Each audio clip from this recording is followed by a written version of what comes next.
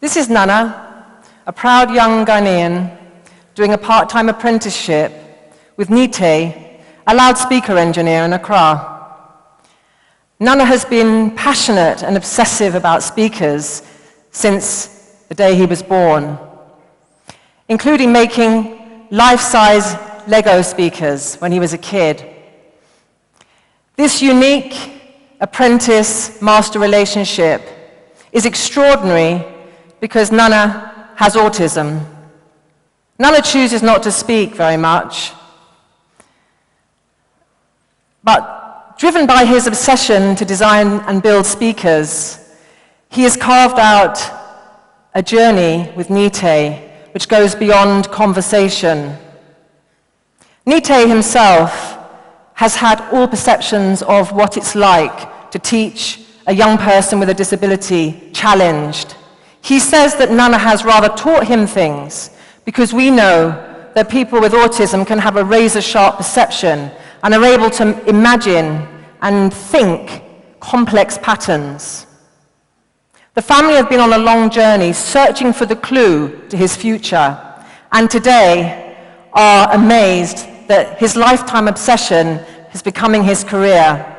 This has not happened without a successful collaboration between the family and his school and other stakeholders, like, for example, Next Step, which is a pioneering project which works with school leavers who have disability and helps them towards independence, both in work and life.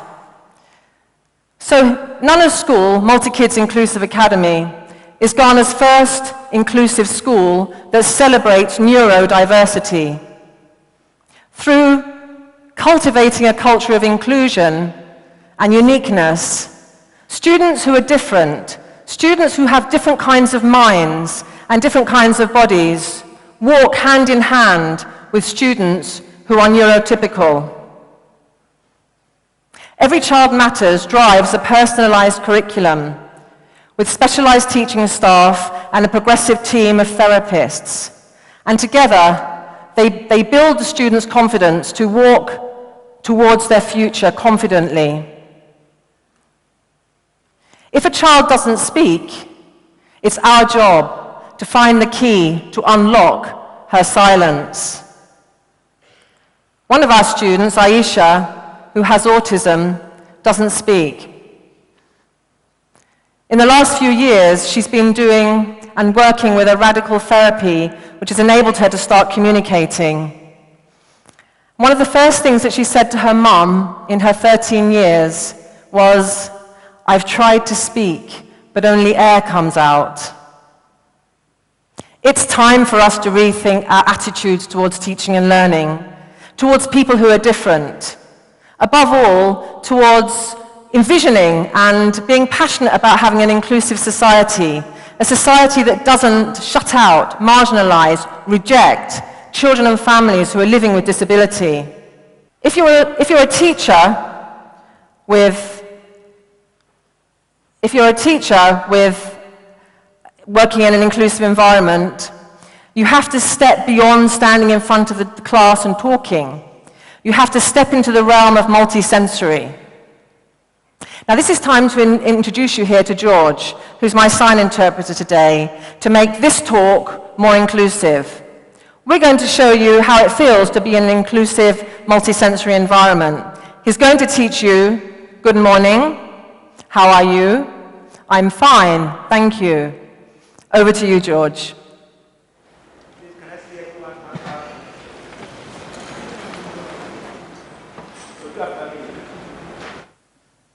Good. Good. Don't forget to speak. Morning. Morning. How are you all?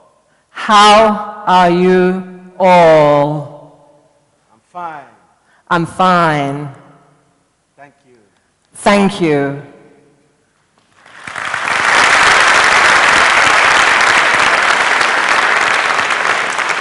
Every child should have the opportunity to experience innovative and creative pathways. These should be technical, academic, social, and creative. In this way, every child can be the best that they can be, academically, technically, socially, creatively. By building talent, each child starts to build their steps towards their future. Children who are mainstream learners in our environment get very comfortable with walking hand in hand with difference. They're not frightened of difference. They're able to embrace everybody's achievements and support their challenges. I'll give you an example.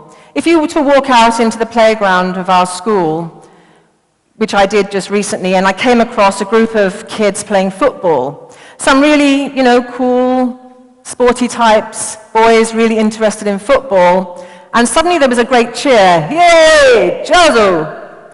And Chazo scored a goal.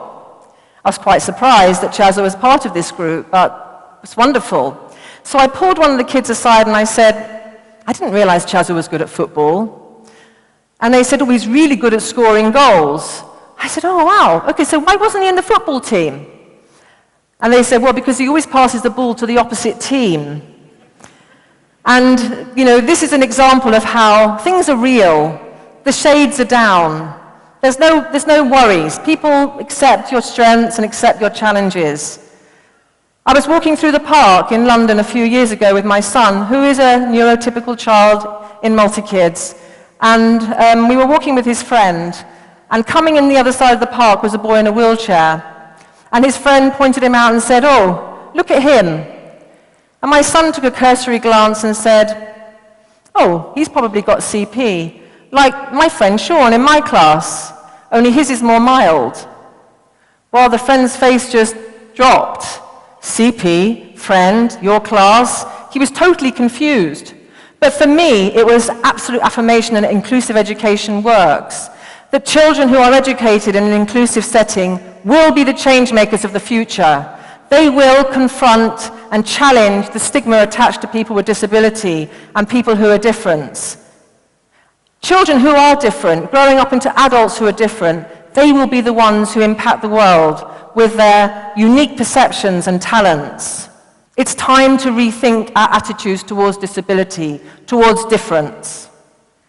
I challenge you to walk for 10 seconds in the shoes of somebody who cannot speak and for whom no one so far has been there to listen.